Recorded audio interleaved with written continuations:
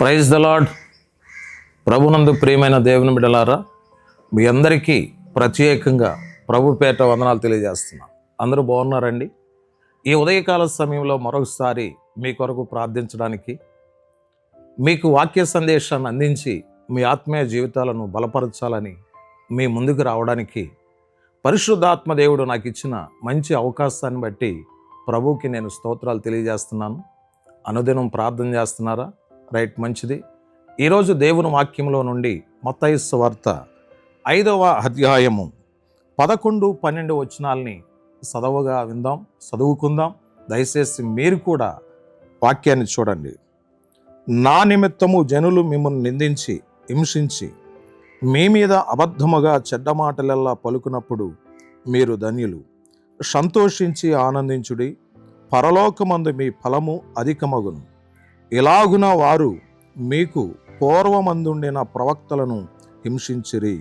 మీరు లోకమునకు ఉప్పై ఉన్నారు. దేవుడు తన పరిశుద్ధ వాక్యమును దీవించునుగాక. ఆమేన్. చిన్న ప్రార్థన. మహాపరిశుద్ధుడైన తండ్రి, చదవబడిన వాక్యం మీద మీ కనుదృష్టించి మా బిడ్డలందరితో మాట్లాడి ఆధ్యాత్మికంగా బలపరచమని యేసు నామములో ప్రార్థిస్తున్నాము తండ్రి. ఆమేన్. Praise the Lord. దేవుని బిడ్డలారా, దయచేసి గమనించండి. యేసు ప్రభువారు కొండ మీద చేసినటువంటి ప్రసంగం చాలా విలువైంది కదా. యేసు ప్రభువారు కొండ మీద చేసినటువంటి ఆ ఉపన్యాసం, ఆ సందేశం ఎంత బలమైనది. ఆదరణ కలిగించేటువంటి మాటలు, ఆప్యాయతతో కూడినటువంటి మాటలు, ప్రేమతో కూడినటువంటి మాటలు, ధైర్యపరిచేటువంటి మాటలు యేసు ప్రభు యొక్క నోట వచ్చినప్పుడు మనకి ఎంత ఆనందంగా ఉంటుంది.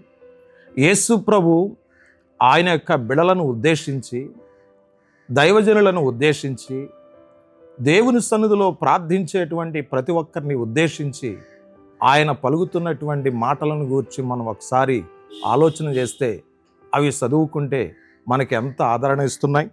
దేవుని బిడలారా, ఆయన అంటున్నారు కదా, నా నిమిత్తము జనులు మిమ్మలను నిందిస్తారు, హింసిస్తారు, అబద్ధముగా చెడ్డ మాటలెల్లా మీ మీద పలుకుతారు. మీరు ధన్యులు.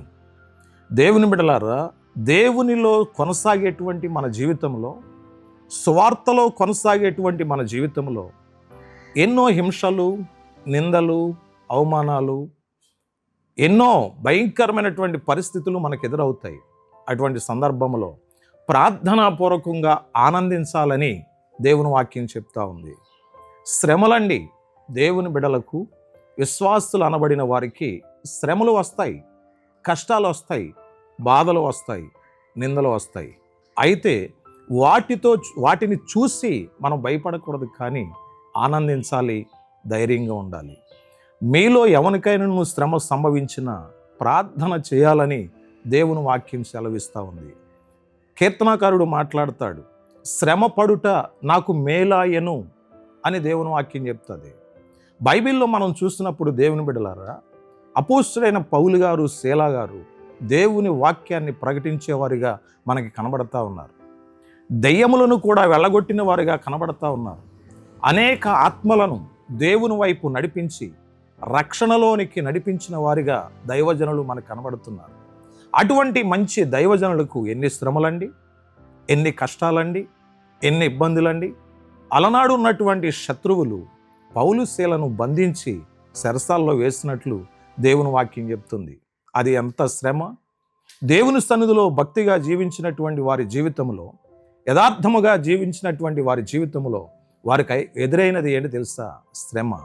ఆ శ్రమ నుండి బయటపడడానికి చెరసాల్లో మధ్యరాత్రి వేళ లేచి వారి కీర్తనలు పాడుచు దేవునికి మొరపెట్టినట్లు దేవుని వాక్యం చెప్తుంది.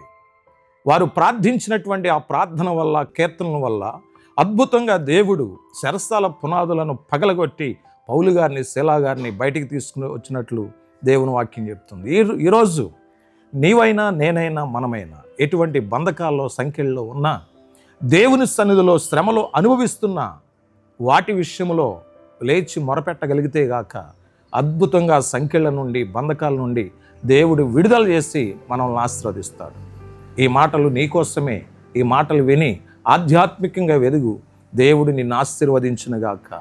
చిన్న ప్రార్థన చేసుకుందాం. మహాపరిశుద్ధుడైన తండ్రి, ఎన్న వాక్యం ప్రతి హృదయంలో భద్రపరచబడి ప్రతి ఒక్కరూ ఆశీర్వదించబడినట్లు సహాయం చేసి నడిపించి మహిమ పొందమని యేసు నామములో ప్రార్థిస్తున్నాము తండ్రి.